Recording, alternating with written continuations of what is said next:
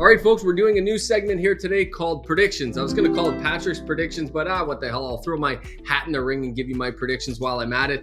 They're just guesses from my perspective anyways, but Patrick's got some real science behind his predictions. So just listen to those. But Patrick, the first prediction is the next rate announcement is on December 6th, right before Christmas. What are your thoughts? What's going to happen here? Are we pausing? Are we going to pause? Are we going to raise? Are we going to decrease interest rates from the Bank of Canada's perspective? What's your prediction? Well, I think based on where things are heading, it's going to be a pause. There's a very small chance that they would decrease, but I don't see an increase, for sure not. I'd be shocked if they do that. But again, at the end of the day, we use common sense, and I don't know that the Bank of Canada or their good friend Christia uses common sense. So I'm going to just say I'll take the safe bet. I think it's a safe bet, which is they're going to pause. I'm gonna predict that they're gonna decrease. Because I'm gonna implore the wishful thinking approach of decrease. So I'm hoping they're gonna decrease. So I'm gonna go with the decrease, Patrick. Well, I think make some investment decision based on hope. That's a great strategy. I'm much more pragmatic when it comes to my investing decisions.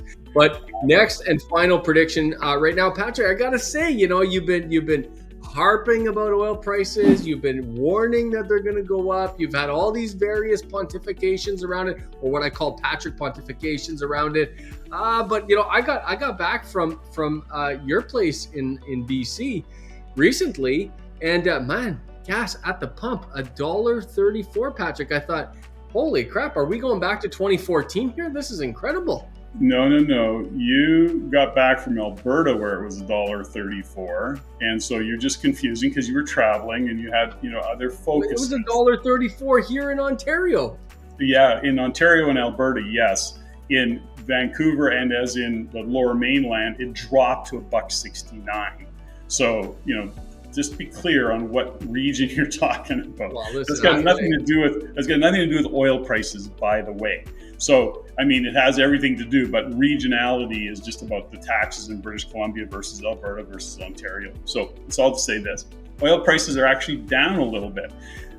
I guess I still have got a forecast for oil prices going up. I don't care what's going on, given the wars and stuff, they're only going to go up. That's my belief system. That's really what I'm seeing. And is it always a straight line up? No, they happen to be down. Fill your tank. Good job. But they're still going up. And when are we can we get an updated forecast here? Well, listen, I haven't talked to the sheikhs of the Middle East, and Joe hasn't returned my call.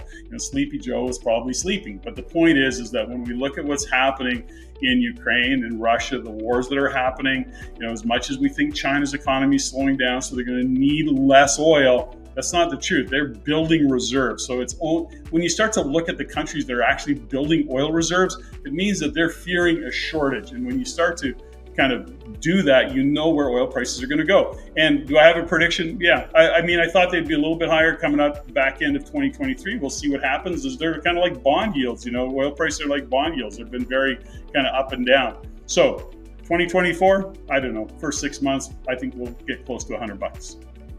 Close to $100. Well, I'll tell you what, I got one of my project managers off to Alberta here shortly. So I'm going to be giving him some of my jerry cans so he can fill them up for me, bring them back full, save a few bucks on gas, and then we'll see where we go from here. But I do think he can sneak those on the plane, a bunch of fuel cans, no problem. Carry on. No big deal.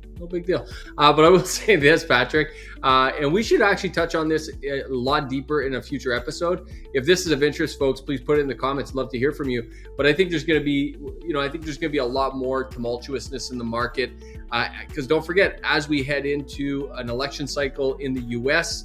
in 1 year from now, I think it's early November next year, the election in the U.S. I think between now and then, until they know who's going to be the next president, which way that president's going to swing, is we swinging left, we swinging right, which way are we swinging? I think there's going to be quite a bit of ups and downs and tumultuousness in the market. That's going to be interest rates. That's going to be fuel. Although, we'll see. We'll see how right the Patrick predictions are. We got it on record, and we're keeping a ticker score of Patrick's predictions. So don't worry, folks. I'll keep you in the loop on how right this prediction was. I've got no comment. REIN members, hopefully you've enjoyed this episode. First of all, thank you for watching. And second of all, you are in the right place in the REIN community. Stay engaged, stay involved, keep learning, keep growing. And we'll see you on the next episode of Rein It In. If you like what you learned here, go to the description below and subscribe for our free Insiders newsletter, where you can also stay up to date for our upcoming events and our courses.